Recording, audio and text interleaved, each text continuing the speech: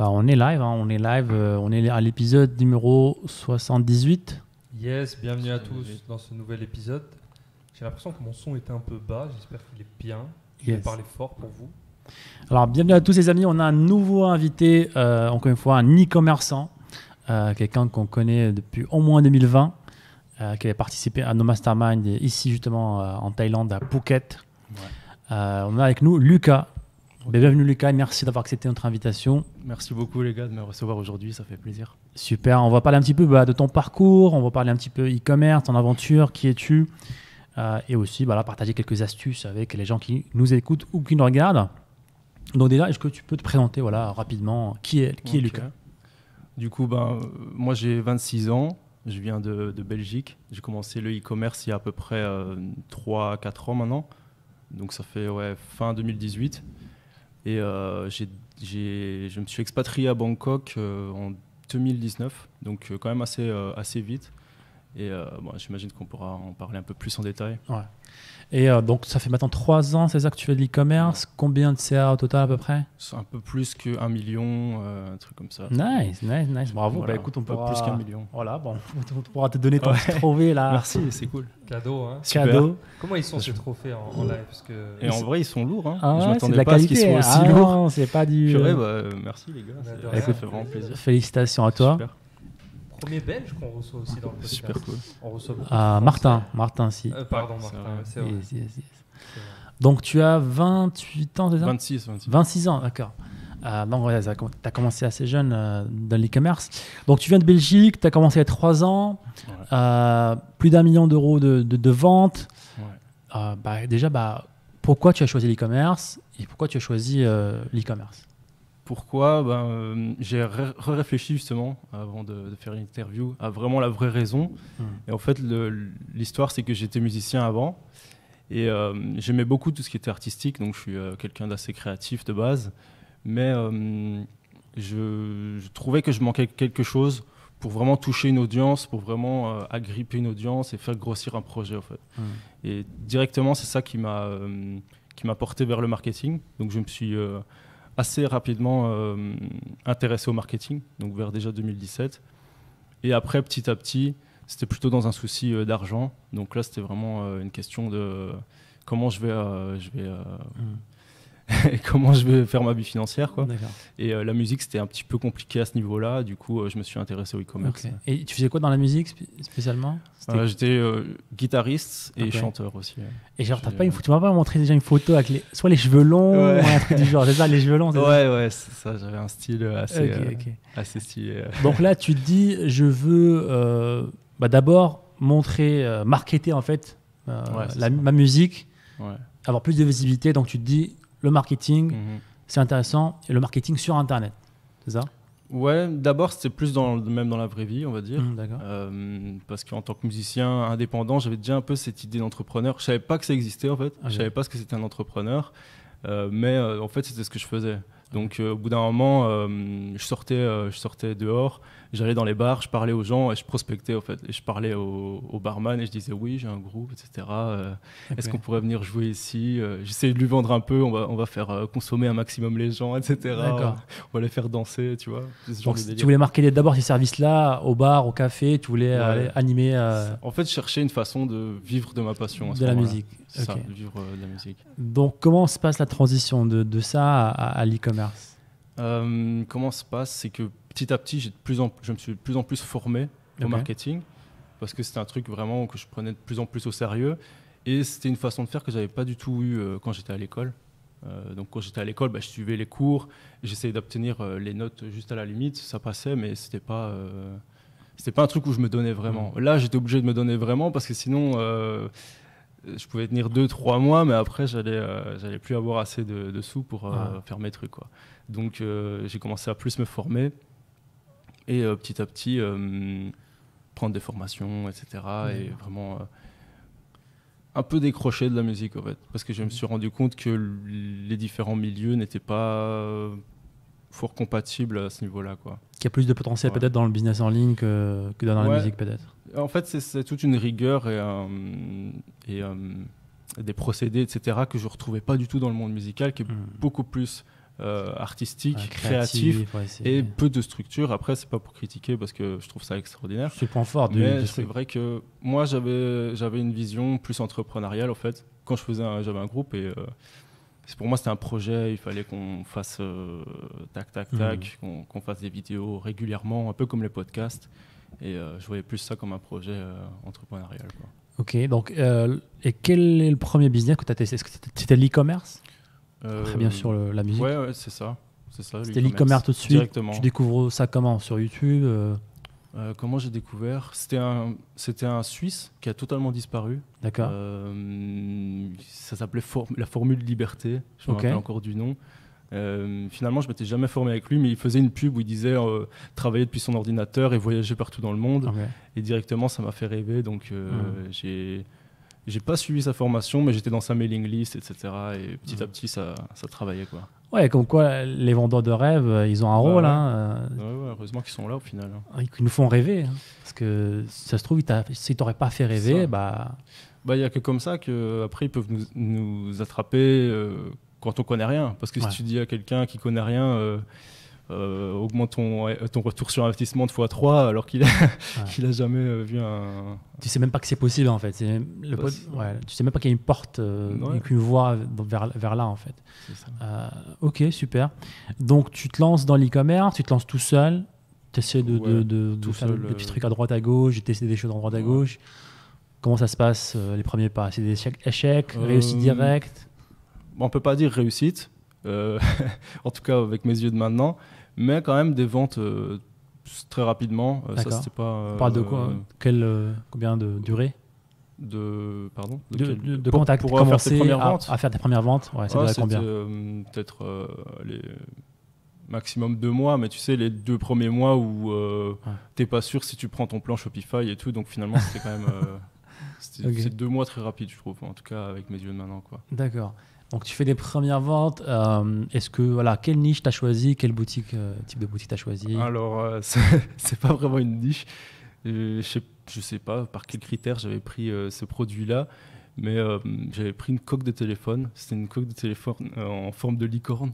D'accord. Okay, donc, je pense que j'avais vu le produit, je me suis dit waouh, il est impressionnant. Je pense que je vais agripper les gens avec ça. J'entendais un truc par rapport à la musique. Non, pas du tout. Licorne. Non, pas du tout. Okay. D'ailleurs, j'ai jamais rien testé par rapport à la musique, c'est marrant. Et voilà, donc j'ai lancé ça sur le marché US au début avec du Facebook Ads. Okay. Et ça a fait rapidement des ventes, mais évidemment pas rentable, quoi. D'accord. Mais au moins, il y a des clics, tu te dis, c'est possible, je vends des produits. Ah oui, je me rappelle, ma première vente, c'était ouf. Ouais. C'était incroyable. Et c'était en dropshipping, bien sûr, pour confirmer. Genre en dropshipping, t'envoies les produits de AliExpress. Depuis AliExpress, ouais. T'étais où à cette époque par rapport à ta première vente? C'est-à-dire, tu faisais plus de musique, tu faisais plus d'études, t'avais un job à côté, tu faisais quelque chose? Non, là, j'étais toujours musicien. Et qu'est-ce que je faisais exactement? Ouais, je faisais les deux en même temps en fait. Donc je faisais de la musique, des petits concerts, un petit groupe de musique, et en même temps je faisais de l'e-commerce. Ouais. Tu avais quelques rentrées d'argent grâce à la musique et léger. Tu investissais surtout un peu d'économie et j'investissais ça dans l'e-commerce. Ouais. Ok. Et donc comment tu as fait ces premières ventes là? Qu'est-ce que tu as utilisé comme vecteur de trafic? Du coup j'ai utilisé Facebook Ads. Okay. J'avais regardé en fait quelques petites vidéos. À ce moment-là, je m'étais pas vraiment formé avec une vraie formation, mais je me formais avec des petites vidéos de youtubeurs américains. Ok, donc c'était comment. Je sais plus, j'avais tapé comment faire des ventes. Et il y avait un gars qui disait mettez de l'urgence, mettez de la rareté. Donc ma pub était vraiment super scammy, agressive. Plus que 3 en stock, dépêchez-vous. 5 personnes regardaient. 5 personnes regardent l'article. Mais à ce moment-là, ça va. C'était pas trop scammy. Pas très connu. Donc c'était nouveau. Donc les gens y croyaient. Là, aujourd'hui, c'est moins efficace. Ouais, c'est ça. À ce moment-là, ça passait encore, mais aujourd'hui, c'est... Ok, donc c'était qui ton client? C'est qui achète des licornes, des coques de licorne? Ça, moi, je ciblais... je cible Amérique. Je sais plus si j'avais mis intérêt licorne ou quelque chose comme ça. Intérêt licorne. Je pense que j'avais sûrement fait ça. Ouais, sûrement, en Amérique. Ok. Donc Facebook Ads, Shopify, boutique, c'est quoi, généraliste? C'est quoi? C'est un... Mais je pense je sais même plus si j'avais plusieurs produits. Je pense que j'avais juste un produit, c'était la coque de téléphone licorne. Mais ouais, après, c'est un projet, j'ai testé, puis j'ai refait d'autres boutiques, etc. Quoi. Okay. C'était pas un truc. Ouais, c'était le premier pas. Tu te dis, ah bah tiens, c'est possible. Maintenant, je vais refaire les choses sérieusement. Ouais. Tu relances une deuxième boutique. J'essaye de faire un peu mieux à chaque fois, quoi. Ok. Ouais. Quelle est la première boutique qui décolle vraiment et là, tu te dis, tiens, il y a un truc à faire là-dessus. La première boutique où j'ai fait plusieurs milliers de CA, ça, c'était des lunettes de conduite. D'accord. Des lunettes jaunes comme ça pour éviter les reflets et tout ça pendant la nuit, quand on roule la nuit. Et j'avais quand même fait, je sais plus, à peu près 20 000 de CA. Ok. J'étais limite rentable, quoi. C'était vraiment, c'est vraiment pas dingue la rentabilité, mais juste le fait d'encaisser, au fait, ça me faisait rêver. Et là, je commençais à me dire, ok, là, il y a vraiment un truc, et si je me focus, je commençais à me dire de plus en plus, je vais peut-être arrêter la musique pour vraiment me concentrer là-dessus. Mais je faisais encore la musique. Ouais. Et là, tu te dis, je peux arrêter la musique bientôt et me focus à 100% sur l'e-commerce, gagner ma vie grâce à ça. Bah, c'était un peu bizarre parce que du coup, moi, je voulais vivre de ma passion à la base. Donc, j'ai eu une petite transition. Et à la base, je voulais que l'argent du e-com me serve pour la musique. Donc, comme investir dans la musique. Et après, petit à petit, j'ai changé de point de vue. Je me suis dit... peut-être que la musique, ça peut être une passion, mais que j'ai pas besoin d'être super connu et que j'ai pas besoin d'avoir un succès de dingue là-dedans. C'est peut-être pas ça qui me rend spécialement heureux. Et au final, le fait de voyager, d'avoir plus de liberté, tout ça, c'est peut-être ça vraiment qui me plaisait. Et petit à petit, j'ai fait la transition et je me disais, en vrai, même si je veux continuer à m'améliorer, même en musique, j'ai besoin d'argent, tu vois, donc j'ai besoin de me payer des cours, etc. Et donc, voilà, quoi. Je me suis dit, j'irai beaucoup plus vite si je me focus dans un truc. Ouais, c'est bien vu parce que malheureusement beaucoup de gens font cette erreur-là, ils restent bloqués dans leur passion, même si leur passion, à un moment donné, tu ne peux pas la monétiser ou c'est très dur de la monétiser, ils se cassent la tête à essayer de la faire marcher et ça ne marche pas et voilà, ils ont des problèmes après. Or, toi, tu as su faire le switch, j'imagine que ce n'était pas évident, tu as dû beaucoup y réfléchir, c'est pas, parce que c'est de l'émotionnel et de la logique, donc tu as pris la route de la logique, tu as suivi la route de l'e-commerce. Donc tu te dis là c'est possible, tu te dis que tu peux vivre de l'e-commerce et tu as parlé de voyager, donc tu voulais voyager quand même depuis le début? Ouais, c'est ça, je voulais un style de vie qui sort un peu de l'ordinaire, quoi. J'avais pas envie de... Je m'étais jamais projeté dans un boulot normal. Moi, j'étais soit musicien, tourné, rockstar, quoi. Voilà, c'est ça. En gros, je voulais être une rockstar à ce moment-là. Finalement, je suis une rockstar à ma façon dans le e-commerce, tu vois. Mais voilà, c'est ça. Ok, donc tu te voyais jamais vivre à 100% en Belgique. Est-ce que tu te voyais vivre en Asie? En Thaïlande spécifiquement? Pas du tout. Non, franchement, j'avais... Donc pourquoi la Thaïlande alors? Comment tu as découvert déjà la Thaïlande et pourquoi tu as choisi de vivre ici? En fait, c'est vraiment cette histoire d'entrepreneuriat, de business. C'est quelque chose qui m'a ouvert beaucoup les yeux. C'est-à-dire que je ne pouvais pas me projeter tellement que ça. En fait, avant, je voyais pas ce que j'allais faire de ma vie. Je savais pas ce que... Je savais même pas que c'était possible, en fait. Et il y a encore plein de trucs que je découvre aujourd'hui ou que j'ai pas encore découvert que je savais pas que ça existait. Mais ne serait-ce que d'être ici avec vous dans une vue aussi incroyable, je savais pas que ça existait. Et donc petit à petit, en avançant dans le business, en lisant des livres, etc., je pense que j'ai élargi mon champ de conscience et j'ai commencé à me dire, ok, en fait, je peux aussi faire ça, je peux aussi arriver à faire ça. Tu as cassé des croyances et les possibilités s'ouvrent à nous, en fait. Et je pense, comment tu as eu ça? C'est j'imagine en rencontrant d'autres personnes, d'autres entrepreneurs, en te formant aussi, j'imagine aussi. En regardant des vidéos aussi. C'est sûr que, je viens d'un milieu musicien un peu, anticapitaliste, clairement. Donc tout ce qui s'associait au business, c'était le démon. C'était mal vu. C'est ça, c'était vraiment pas bien. Et donc au final, je regardais même pas parce que on va dire avec la pression sociale, etc. Tu te conformes, tu vois, et au bout d'un moment, j'en ai eu marre. Je voyais que ma vie c'était pas terrible non plus.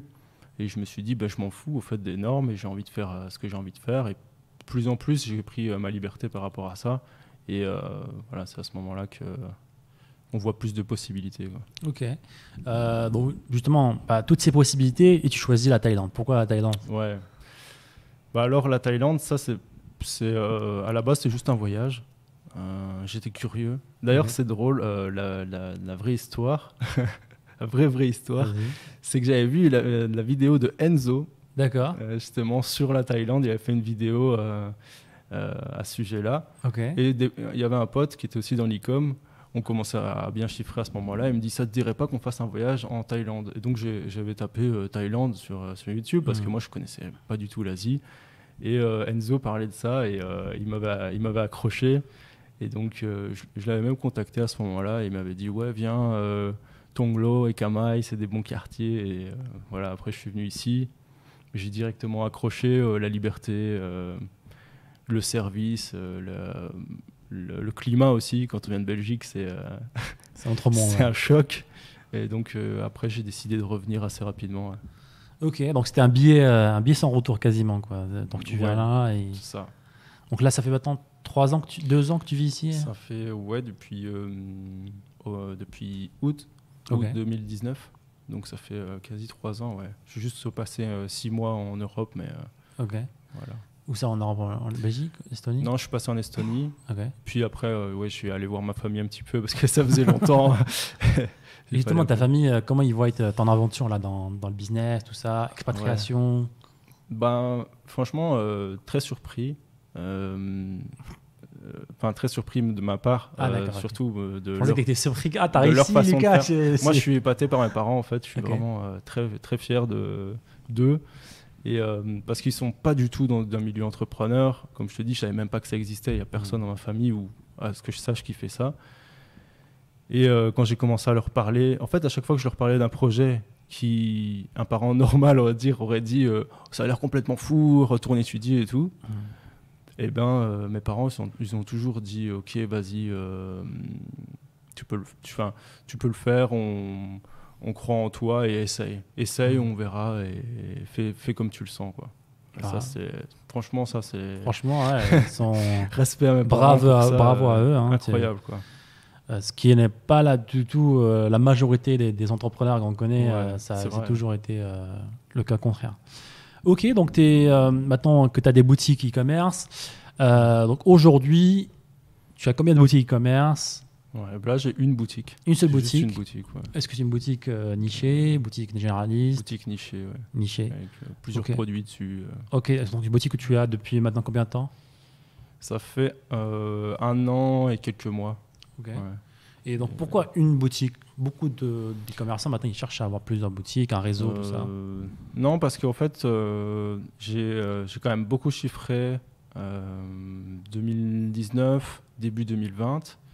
Après j'ai eu une période assez compliquée et j'ai préféré au fait me concentrer, vraiment me concentrer parce que voilà c'était complexe et du coup je me suis dit je vais pas partir dans tous les sens, je vais me concentrer. Ma vision a dû changer, j'ai dû m'adapter parce que y a un moment où c'était compliqué et ça a apporté ses fruits, donc aujourd'hui ça se passe beaucoup mieux. Et justement, est-ce que tu peux nous éclaircir un peu plus sur la vision que tu avais avant et aujourd'hui, qu'est-ce qui a changé dans ta vision d'e-commerce? Alors au début, je m'étais formé et puis c'était 2019-2020. J'avais des stratégies très basiques, je testais des produits à la chaîne, on va dire. Je mettais du gros marketing agressif, mais sans réfléchir vraiment à qui est mon client, au côté humain en fait de la vente. Et petit à petit, ces techniques-là, elles ont commencé à dégringoler. Je sais que voilà, ça marche peut-être encore pour certains, mais pour moi, ça marchait plus, simplement. Donc j'ai dû me renforcer, j'ai dû me reformer. Ça c'était le plus dur d'ailleurs. Je pense que c'est un truc des plus durs, c'est quand tu as appris un truc et qu'en plus tu as eu du succès dedans. Après, pour revenir en arrière, c'est chaud parce que tu as envie tu te dis non, mais ça marchait, alors je refais de la même manière. Et au final, ça peut dégoûter. Après, voilà, je pense qu'il faut réapprendre, il faut se réinventer, il faut changer si on veut des résultats différents. Ouais, absolument. Et je me rappelle justement lors du mastermind que tu avais des stratégies très agressives Justement, c'est pour ça qu'il faut aussi faire attention auprès de qui on se forme. Parce que je sais qu'en 2018, tout le monde disait, voilà, fais des boutiques éphémères, ils le cachaient même pas en fait. Fais des boutiques éphémères, vends des produits, ferme la boutique, ouvre une nouvelle boutique. Et justement, beaucoup de gens, lorsque Facebook, Stripe ont été plus sévères, tout le monde a été perdu parce que leur stratégie ne marchait plus. Et justement, ceux qui ont commencé dès le début avec une stratégie correcte et saine sur long terme, ils continuent à avoir du succès avec ça. Donc une boutique aujourd'hui, parce que tu repars sur une nouvelle vision e-commerce, plus long terme, j'imagine. Ouais, bien sûr. Et sur quel marché cette boutique-là Marché français. Ok. Ouais. Est-ce que c'est une niche comment tu as choisi ta niche? Comment j'ai choisi? On était à l'approche de Noël, etc. Okay. Tu vois, donc truc basique, quoi. Produits pour enfants, cadeaux. Donc j'ai lancé ça. C'était l'approche de Noël 2020, je crois, un truc comme ça. Donc fin 2020, j'avais lancé cette boutique-là. Donc c'est une boutique spéciale pour les bébés ou pour les cadeaux pour bébés Ouais, c'est plutôt bébé, ouais. Bébé, okay. Maman. Ok. Tout ça. Et donc, 1 million de CA après, est-ce que tu as trouvé une stratégie gagnante pour trouver des produits winner? Produits winner, oui, mais il y a plusieurs stratégies. Quoi. Quelle est la meilleure stratégie? La meilleure stratégie Si tu en avais en gardé qu'une. C'est compliqué à te dire comme ça, parce que ça dépend aussi de la source de trafic. Mais si on parle de Facebook, ce que je fais le plus, la stratégie la plus... pour des produits winners, ça va être de prendre des produits qui pour moi, qui se sont déjà beaucoup vendus. Donc je ne vais pas aller sur des produits où c'est le vide intégral. Je vais aller sur des produits qui se sont beaucoup vendus. Après, j'ai plusieurs méthodes, que ce soit avec des logiciels comme Dropispy, ou alors maintenant je regarde de plus en plus sur TikTok quand même. Ça, c'est sûr que c'est impressionnant le nombre de vues qu'ils peuvent avoir juste avec un simple produit. Ok. Et après, il faut analyser le produit. On ne sait pas juste trouver le produit, c'est est-ce qu'il est de bonne qualité, est-ce que tu peux avoir des marges intéressantes avec, ou bien faire des packs pour avoir une marge intéressante. Sinon, après, tu vas te griller avec les publicités. Est-ce que tu as une marge minime que tu vises? Oui et non. Avant, j'en avais une, mais après, maintenant, je pense plus en termes de retour sur investissement, en fait. D'accord. Donc, j'essaie évidemment d'avoir le plus de marge possible. Mais rien n'est impossible. On peut lancer, si une idée me semble intéressante, je peux tester. Et donc pour ceux, là, tu cherches des produits qui se vendent déjà, et il y en a qui vont te dire, écoute, ces produits-là sont cramés, quoi. Et comment non, franchement, dans la majorité des cas, je suis pas d'accord avec ça. Tout dépend de comment on va faire son marketing. Faut savoir que la plupart des gens, ils ont vendu des produits, mais en dropshipping, ils se sont pas spécialement renseignés, ils ont vendu le produit quand c'était tendance, et après ils ont arrêté, ils ont jamais poussé la machine. Quand ils ont vu que les résultats descendaient, ils arrêtent.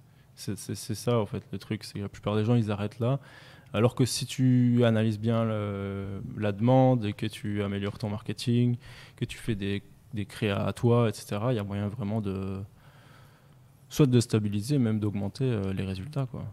Ouais, on est tout à fait d'accord. Beaucoup de gens, en fait, ils arrivent à faire, comme tu as dit, des ventes parce que c'est l'effet nouveauté, c'est le produit, c'est le seul critère, en fait. C'est parce que c'est nouveau, en fait. Ouais. Et dès que c'est plus nouveau, ils font plus de ventes. Or, si tu as les bonnes compétences et tu es bien formé, tout ça, tu prends, comme tu as dit, un produit qui se vend déjà. Donc, il y a, comme dit Adam souvent, le match entre la demande et l'offre. Donc, il y a des gens qui l'achètent. Et on peut toujours trouver des nouvelles personnes si on a, comme tu as dit, le bon marketing, les bons angles, les bonnes créatives aussi, super important. Et l'offre, tout simplement. Et beaucoup de créatives. Ouais. Donc, comment tu fais pour les créatives, pour avoir beaucoup de créatives? Créatives, ce que je fais, c'est que déjà, en général, quand je teste un produit, pour pas perdre trop de temps, etc., je prends du contenu déjà qui existe, quoi. Donc, que ce soit des anciennes pubs ou tout ça, juste pour avoir un premier retour, en fait. Et dès que je vois que ça prend, là, je contacte des petits influenceurs, ou même pas des influenceurs, juste des personnes qui ont un compte sur Instagram, je les contacte pour le renvoyer. Voilà, les êtres humains en fait. Et contacter par exemple des personnes qui sont passionnées de photographie en fait, qui sont pros de photographie, qui ont des jolies caméras. J'ai pas pensé à ça. Donc juste avec les hashtags. Photographie, vidéographie, des personnes qui... Plus pour les images de produits. Les images, même des personnes qui ont des vidéos sympas. Ouais, ça te fait plein de différents contenus. Tu as du amateur, tu as du très amateur, tu as du moyen professionnel, et tu peux les utiliser et voir. Des fois, tu vas voir que le contenu hyper amateur fonctionne très bien en fait. Nous, on a déjà eu des créatives sur des petites influenceuses qui ont fait une créative limite allongée dans leur canapé avec une caméra en selfie à l'arrache. Tu vois qu'il n'y a eu qu'une prise, mais c'était la créative qui cartonnait, qui avait les meilleurs résultats pendant une période donnée. Donc, mais ça, c'est toujours sous-estimé. Nous, on essaie toujours de pousser les gens à dire ça, mais... surtout que ça prend pas beaucoup de temps au final. Tu trouves ? Moi, c'est justement ce qu'on me dit, c'est « Oui, madame, il faut contacter les gens, mais non, il faut leur parler. » Il faut pas leur parler beaucoup. Tu leur envoies un message. Tu le copies-colles. Non, mais c'est vrai, tu leur envoies un message, ils t'envoient l'adresse, t'envoies le produit. C'est fini. Et après, voilà, même quand ils reçoivent le produit, ils t'envoient les contenus, tu demandes même pas. Ils te les envoient, c'est gratuit au fait, il faut y aller. Ouais, et surtout qu'après, tu peux déléguer ça à quelqu'un qui le fasse à ta place. Tu le fais une fois ou deux, voilà, et tu montres à quelqu'un d'autre comment le faire, il le fait à ta place. Et tu peux avoir une source infinie de créatives, 24 heures sur 24, 7 jours sur 7. Exactement. Et comme tu as dit, c'est un point important aujourd'hui dans l'e-commerce, c'est les créatifs. C'est ce qui fait la grosse différence entre un produit qui se vend et un autre qui ne se vend pas. Ok, donc on a vu la niche, on a vu les produits, comment trouver les produits, on a vu les créatives. Donc en parlant de vecteurs de trafic, donc tu utilises toujours Facebook Ads aujourd'hui ? Ouais. Que Facebook Ads ? Quasiment que Facebook Ads, ouais. Pourquoi ? Parce que je suis pas bon dans le reste, déjà. D'accord. Donc voilà, je suis pas bon. Il a fait 1 million de CA, mais il est pas bon. Ouais, non, je suis pas bon dans le reste. Donc voilà, je suis bon dans Facebook Ads, je fais Facebook Ads. Okay. Et puis Google Ads, etc. J'ai un peu en retargeting, etc. Okay. Mais c'est pas encore très développé. Là, justement, j'essaie de faire venir plus de personnes pour bosser avec moi. C'est aussi un changement dans ma vision, essayer de bosser avec plus de gens. Et ça a mis du temps. Quoi. Aujourd'hui, au moment où on fait ce podcast, c'est quoi ton équipe du coup ?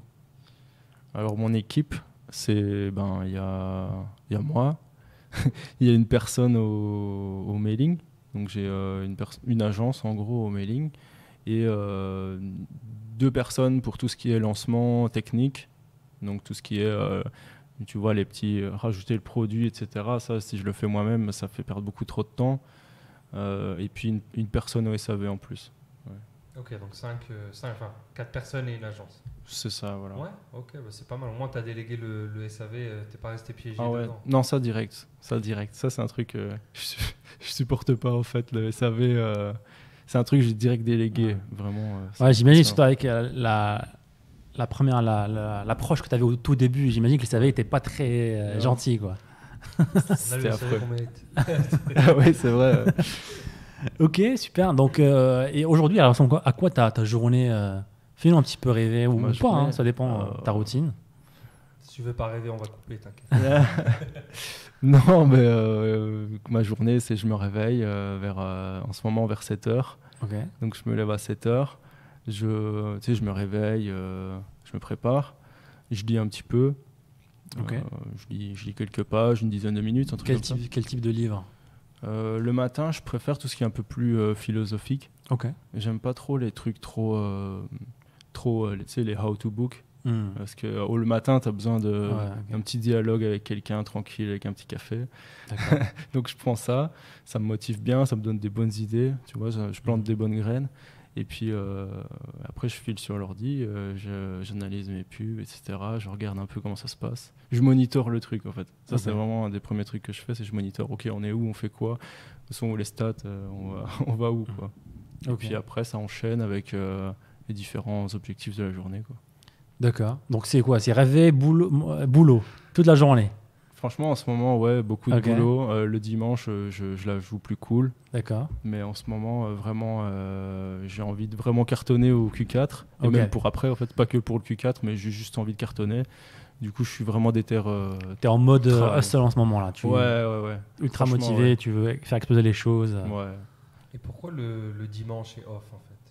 Tu n'es plus obligé de faire ça en fait. Et ça, c'est une vraie question parce que je sais qu'il y a beaucoup d'entrepreneurs qui ont gardé cette habitude de société d'avoir les dimanches off. Ouais. Non, en fait, avant, je le faisais pas. Justement, c'est un truc assez récent que je prenne les dimanches off. Mais c'est juste pour mieux organiser mon travail en fait. C'est-à-dire que là, j'organise mieux, même au cours d'une journée. Je sais qu'à cette heure-là, je vais travailler sur ça, et je sais qu'à cette heure-là, je vais me reposer. Et c'est très important pour moi. Aujourd'hui, j'ai vu la différence en productivité. C'est quand on fixe ce qu'on va faire à une certaine heure, on profite plus. On profite plus en étant plus efficace au travail, mais on profite plus en étant aussi plus relaxé lors des pauses. Tu planifies tout, quoi. Que ce soit boulot, que ce soit loisir. Du mieux que je peux. C'est pas encore tip top, mais je fais mieux. Quels sont les loisirs aujourd'hui? Qui sont tes loisirs Les loisirs, voir les potes, voir la copine aussi, et nager. J'aime bien nager en ce moment. Ouais. Pas de musique, plus de musique, c'est fini? Non, franchement, pas trop. Écouter de la musique, j'adore. Mais j'ai une guitare chez moi, mais je joue pas spécialement. Quasiment jamais. Non, C'était peut-être pas une vraie passion. Hein. T'as pas ouvert de boutique sur t'as pas ouvert de boutique sur la musique. Tu joues plus de musique. Je pense que c'est plus le côté projet qui m'intéressait. Peut-être pour les filles, la musique. La guitare, les cheveux longs, tu vois. Ouais, bah sûrement il y a de ça évidemment, mais ouais, le côté projet. Je pense le côté vie de rêve. Je crois que c'était plutôt ça. Lifestyle, on va partir en tournée, voyager. Le musicien qui a percé, il est dans le monde entier, il vit une belle vie, quoi. Il est libre, il fait ce qu'il veut. Donc là, tu nous confirmes que l'e-commerce est mieux que être rockstar, quoi. Non, mais pour moi, c'est plus accessible. Je pense que si Exactement. C'est pas mieux, il n'y a pas de mieux, bon, ça dépend de chacun, mais c'est plus accessible parce que si tu... Ça, c'est un clip qui est reposté sur Instagram, ça. C'est vrai? Bah oui. Vas-y, là, je suis drôle. Être e-commerçant est mieux que être rockstar, quoi. C'est plus accessible. T'as raison, t'as 100% raison. Bon, voilà. Après, on peut réussir à faire tout ce qu'on veut. Hein. C'est sûr que peut-être si j'avais mis autant d'efforts que j'ai mis dans les e-commerce sur la musique, ça aurait pu se payer, mais voilà. Je crois que c'était mon chemin, c'était ça. Et puis, ok. Voilà. Et tu penses que tout le monde peut devenir entrepreneur? Tout le monde peut devenir e-commerçant? Et tu peux être franc avec nous? Non, je pense pas. Je crois que ça dépend de volonté. En fait, on peut être tout ce qu'on veut, mais il faut le vouloir, quoi. Donc, mais si quelqu'un veut vraiment il peut le devenir. Ouais, ça c'est sûr. Okay. Si tu as la volonté, oui. Ok. Mais donc là, le secret, il suffit juste d'avoir de la volonté pour réussir. Pour faire 1 million CA, il faut avoir de la volonté. Sur le long terme, quoi. Évidemment, il y en a qui vont plus galérer que d'autres. Il y en a qui ça va peut-être te prendre 2, 3, 4 ans. Mais si tu as la volonté et que tu continues et que tu es méthodique et logique dans ton travail, au bout d'un moment, ça doit marcher.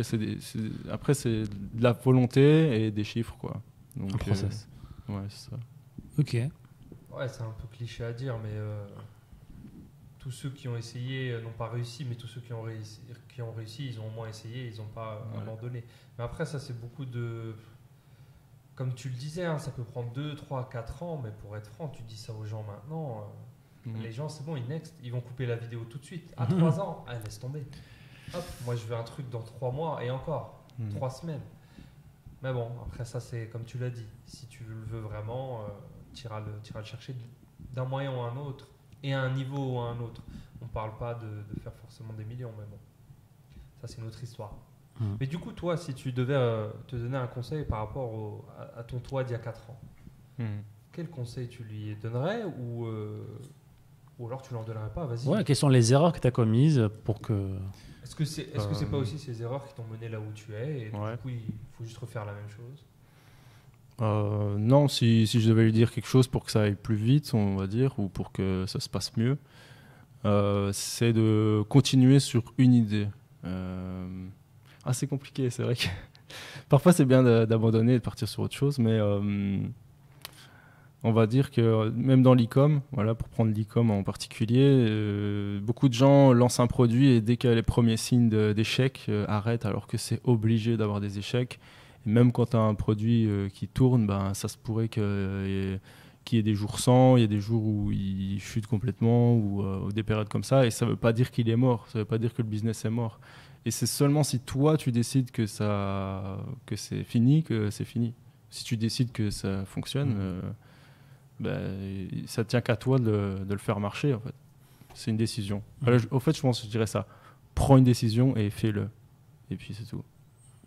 Ouais, c'est vrai, je comprends ton hésitation parce que moi, j'avais le syndrome de l'objet brillant lorsque j'ai commencé dans le monde du business en ligne.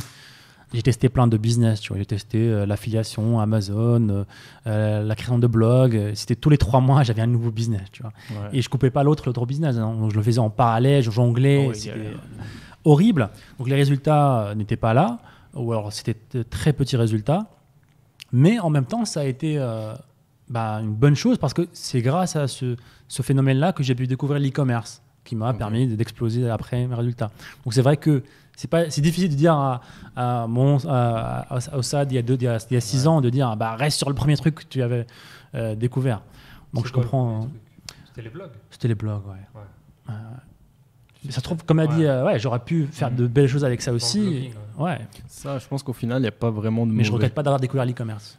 Il n'y a pas vraiment de mauvais choix, quoi. Ça, je me dis. Parce qu'au final, si j'avais arrêté l'e-commerce, peut-être j'aurais tombé sur un autre truc qui était encore mieux et qu'au final, c'était vraiment ça mon chemin à moi. Tu vois, on sait jamais. Le pire truc, c'est comme tu le disais, de ne pas prendre de décision. En fait. Parce que là, on a parlé d'un extrême de j'ai l'objet brillant, je change de business tous les 3 mois, qui est dangereux. Mais pour moi, il y a quelque chose de beaucoup plus dangereux, c'est ça fait 3 ans que j'analyse les différents business. Pour prendre la décision. Et à la rentrée, le 1er janvier, c'est bon, je me lance enfin, c'est parti. Et au final, le 1er janvier, tu sais, là, c'est chaud au boulot en ce moment, on verra en septembre. Et septembre, c'est janvier, et tu es en 2050 et tu n'as rien fait du tout. En fait. J'aurais dû me lancer dans l'e-commerce. mais tu sais, alors ça peut être ça, et les gens à chaque fois qu'on dit ça, ils disent oui, mais tu prêches ton e-commerce, Adam, tu veux juste vendre ton livre. Non. Ça, c'est pareil pour tout. Si tu veux changer de job, si tu veux faire du sport, si tu veux changer de compagnon, c'est la même chose. Le pire truc que tu puisses faire, c'est ne rien faire. En fait. C'est pas prendre de choix, pas prendre d'action. Analyser, over-analyser comme à l'école, quoi. C'est ça. Je pense que pour réussir, c'est une vérité, il faut savoir prendre des décisions assez rapidement, quoi. Dans les 2 jours, il faut savoir se dire ok, je le fais ou je le fais pas, mais c'est pas si tu le fais en 6 semaines, c'est mort.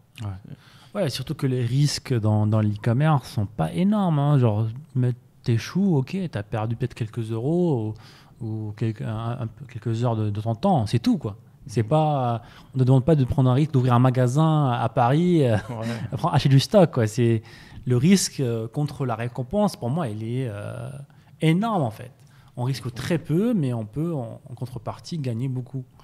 Et c'est pour ça que, pour moi, le business en ligne est le meilleur moyen d'apprendre, en fait, tout simplement à vendre, à marketer, à faire tout ça, parce que le risque est très, très, très petit.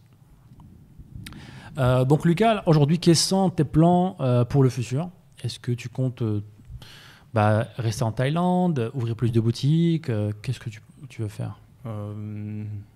Rester en Thaïlande, ouais, c'est dans mes plans, mais j'ai pas d'autres idées. Au niveau du business, c'est de plus personnaliser la marque, donc vraiment d'aller de plus en plus en profondeur dans l'analyse de la demande et donner de plus en plus ce que les gens veulent vraiment.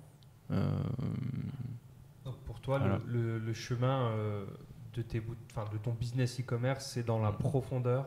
C'est aller profondément dans une marque et pas forcément dans la largeur, ouvrir plein de marques. Si, mais je pense que là, je n'en suis pas encore au fait de...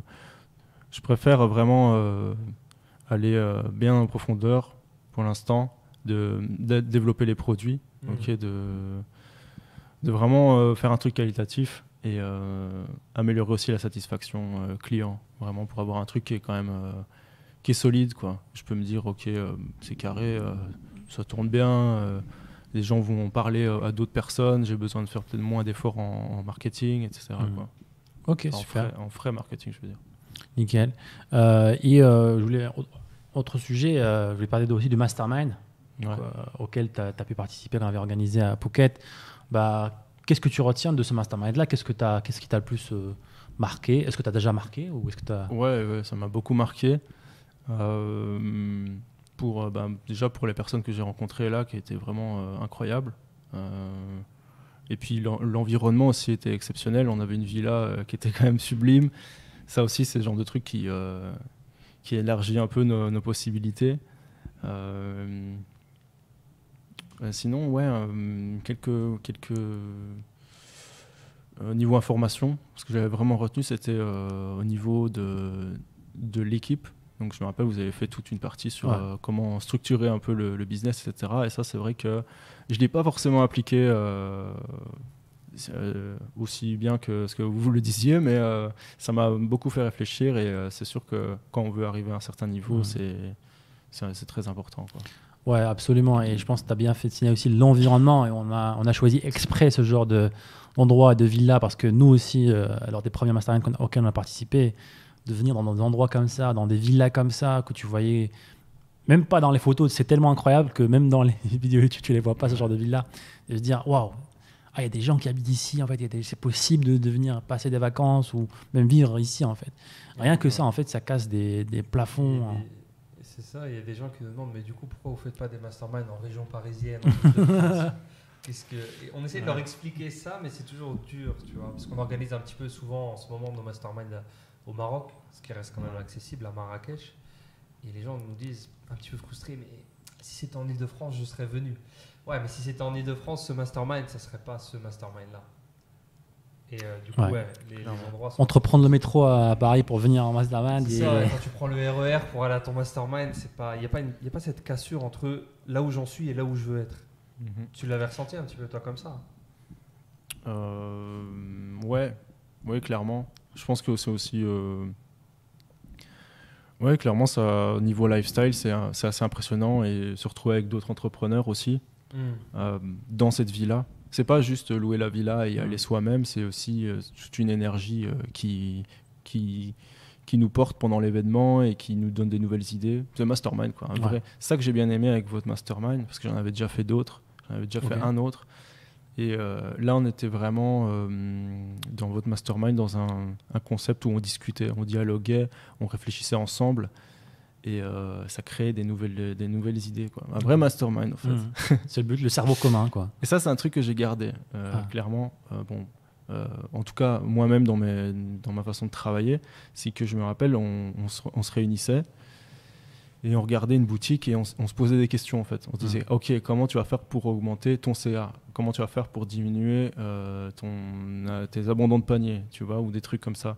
Et ça, c'est vrai que c'est un truc qui m'a beaucoup apporté. C'est que même aujourd'hui, c'est un truc que je fais, quoi. Je regarde évidemment tous les chiffres, etc. Et je me dis, OK, maintenant, je sais qu'on en est là. Comment je fais pour augmenter le CA? Ou comment je fais pour... Et ce genre de questions, c'est... Ouais, tu as à l'œil, tu fais un petit peu le coach de ta propre boutique. Tu analyses et c'était le but, en fait, de ce genre de séance. Et en fait, on vous fait participer d'abord pour vous montrer un petit peu comment nous, on réfléchit, comment nous, on voit les choses. Comme ça, même si on n'est plus là dans le mastermind, vous avez ces compétences-là pour analyser les boutiques et vous savez comment nous, on pense, en fait. Ok, super. Est-ce que tu as participé à d'autres masterminds depuis, ou c'était ton dernier mastermind? Non, depuis, non. Avant, ouais. Ok. Donc, Ok. Écoute, Lucas, ça fait déjà 1 heure qu'on est, qu'on est dans le podcast. Est-ce que tu as une question pour nous ou alors Ouais. Mais j'en ai plusieurs. Après, ça va prendre des heures peut-être. Non, vas-y, on est là. Hein. Ok, moi je me demandais, c'est quoi pour vous une bonne créa? Vraiment une bonne créa? C'est pas juste une créa, mais qu'est-ce qui fait qu'une créa va faire du résultat ou pas? Alors, ça dépend un petit peu de la plateforme. Sur quelle channel tu vas la distribuer, est-ce que entre TikTok et Facebook. Mais en général, il y a des choses qui vont revenir le plus. Pour moi, c'est dynamique. On ne s'ennuie pas en regardant la vidéo. Il ne faut pas que les gens s'ennuient. Il faut vraiment que dès que tu les accroches, il faut qu'ils regardent toute la vidéo, en fait. Donc, c'est dynamisme. Donc, tu fais ça avec plein de techniques, dont une, le dynamisme. Il y a d'autres techniques que tu peux rajouter qui sont un peu plus, on va dire, complexes à rajouter. Par exemple, l'humour. Si tu arrives à rajouter de l'humour dans tes vidéos. Si tu arrives à rajouter tout ce qui est effet wow dans tes vidéos.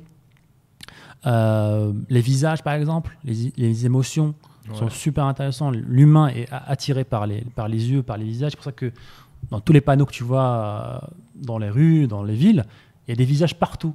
C'est une voiture, mais il y a un gros visage qui sourit. Le but du visage est d'attirer ton regard, en fait. Parce que c'est humain, on veut voir c'est qui. On veut voir qui c'est, même si c'est une image, en fait. C'est naturel. Après, on peut en parler pendant des heures et des heures parce que c'est très grand comme sujet. Mais pour moi, si tu arrives à avoir quelque chose de dynamique, où il y a beaucoup d'émotionnel, tu as déjà couvert 60% de la chose en fait. Ok.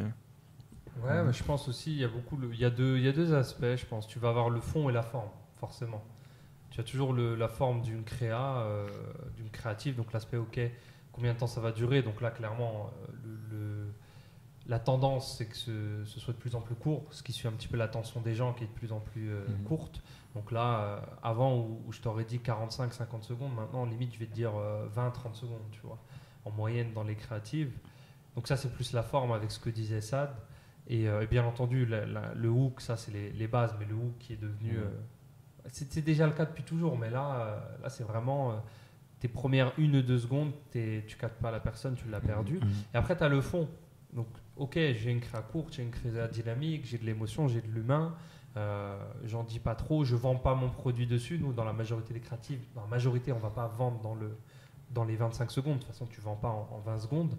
Et il y a le fond. Et le fond, pour moi, en fait, ça démarre avant en fait, l'état de la créative. Beaucoup de personnes, en fait, ils se mettent devant leur créative. Enfin, ils sont dans l'étape de création de leur créative TikTok, Facebook. Ok, je vais faire une vidéo. Et là, ils se posent des questions qui ne s'étaient pas encore posées. Du type, mon produit, qu'est-ce qu'il fait en fait ? Quel problème il va résoudre? Quels sont les angles marketing? Quels sont les bénéfices de mon produit? Mais tout ça, il faut se les poser avant en fait. Il faut que tu aies dans ton produit défini de manière logique ton offre de valeur et ton offre marketing. Ton offre de valeur, c'est quel problème tu vas résoudre, quelle valeur tu vas apporter à ton client, quels sont les bénéfices et qu'est-ce qui fait que ce bénéfice il va changer ta vie demain, là tout de suite demain.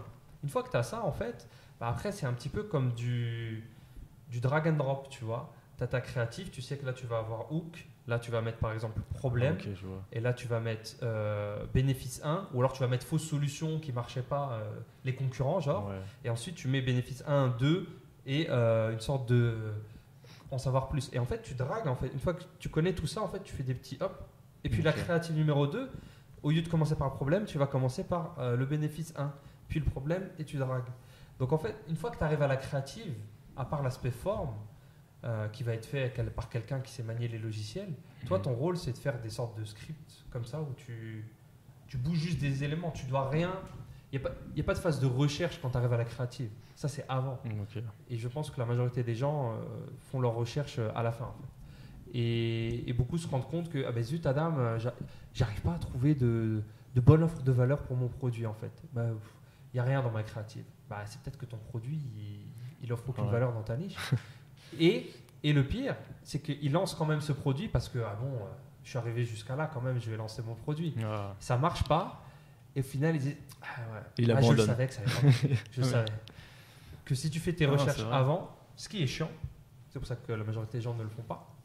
Parce qu'on ne voit pas les ventes, on fait de la recherche un peu théorique, mais tu te prépares pour la fin. Ouais, il y a aussi un truc aussi sympa à voir, hein, une règle que tu peux appliquer quand tu crées des créatives, en fait, voir un petit peu ce qui se fait sur le marché et essayer d'être un peu différent.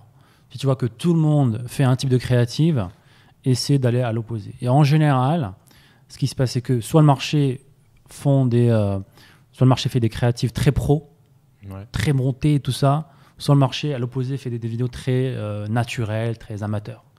Donc, c'est un équilibre en fait. À chaque fois, ça va d'un extrême à l'autre en fait. Donc quand tu vois le marché va dans une direction, on va dans l'autre. Pourquoi ? Parce que tout simplement, on est dans une guerre d'attention. Et ce qui est différent attire l'attention. Donc si tu arrives à avoir ce petit touche là en plus, ça peut être un avantage. Ok. Yes. Et puis voilà, donc je pense qu'on a bien résumé la question. Est-ce que tu as un petit dernier mot de la fin pour les gens qui souhaitent se lancer, qui hésitent, qui sont salariés, qui sont étudiants, qui ont peur de se lancer? Qu'est-ce que tu leur dirais à ces personnes-là? Je dirais lancez-vous et